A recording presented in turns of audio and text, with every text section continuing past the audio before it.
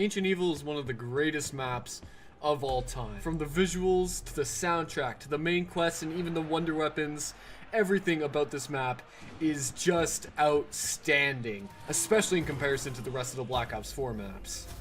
For the first time in a really long time, we have a beautifully crafted Easter egg with steps that make a lot of logical sense.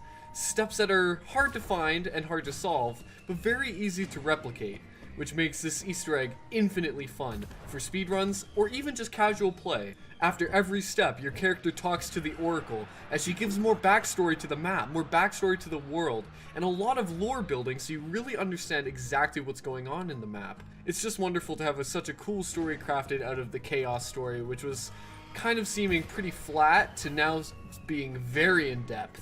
And the use of soundtrack in this map is absolutely beautiful.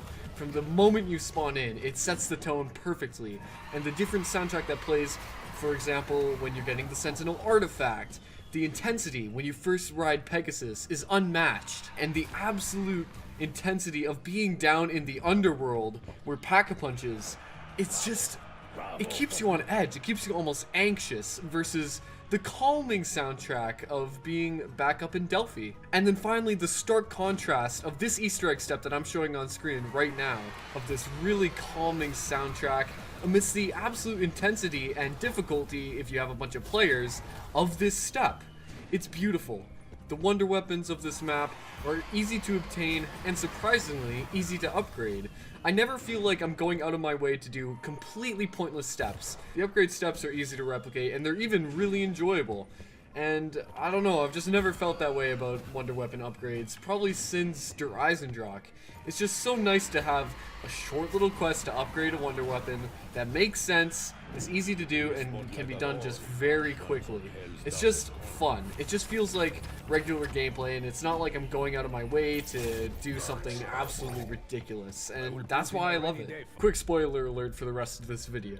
The story of this map is beautiful, and it's the absolute perfect way to leave Chaos on a perfect cliffhanger. They somehow managed me to get interested in a story that I was slightly interested in, but now I'm completely hooked and I just want to see what happens next. To watch the Dark Order and Dark Bruno take over Bruno's complete conscience is kind of heartbreaking.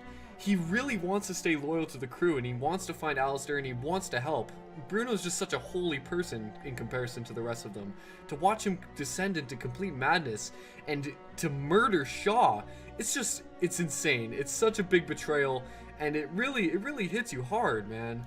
In the middle of the Easter egg too. This isn't the ending cutscene. It's in the middle of the Easter egg and it lets all the rest of the players on this burden for the rest of the game that Bruno and Shaw are completely gone to the Order. The boss fight of this map is so intense. You have to fight Pegasus, which has been your friend and ally throughout the entire quest and just the regular gameplay of the map, which, might I mention, is incredible. Pegasus is such an awesome thing. His visuals are awesome, and the Pegasus strike is just such a good piece of equipment, man. But anyways, back to my point. Once you deal enough damage to Pegasus during the boss fight, he actually turns, and he tries to fight his own master, because he's had enough. He doesn't want to fight the player anymore. And you get to watch his master, the zombie overlord, absolutely decimate him. And it's heartbreaking, man. It's crazy. Worthless horse! Give me your power. All of it. No, I am truly Lord of Olympus! I shall avenge you, Pegasus.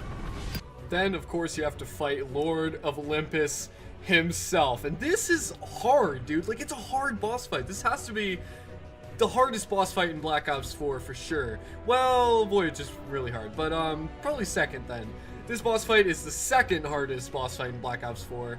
And it's just really hard to stay alive with the amount of enemies and bosses that this guy throws at you, and then he'll teleport himself into the arena with you, and if you don't do enough damage to him in time, he just kills everybody. You're just dead.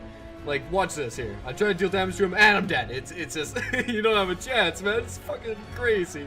And may I also mention, This boss fight, the entirety of it, took me 45 minutes. Jesus Christ. It was intense, it was epic, and I just absolutely love this Easter egg and boss fight. And finally we get to the cutscene, and it's absolutely insane.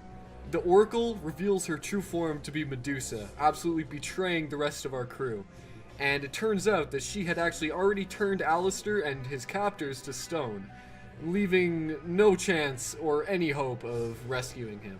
With Scarlet in a trance now, and Bruno and Shaw being turned to the cult, the only one pure left is Diego, and you can see him with this pure emotion on his face, holding Scarlet, trying to stay away from Medusa, and in complete terror and fear.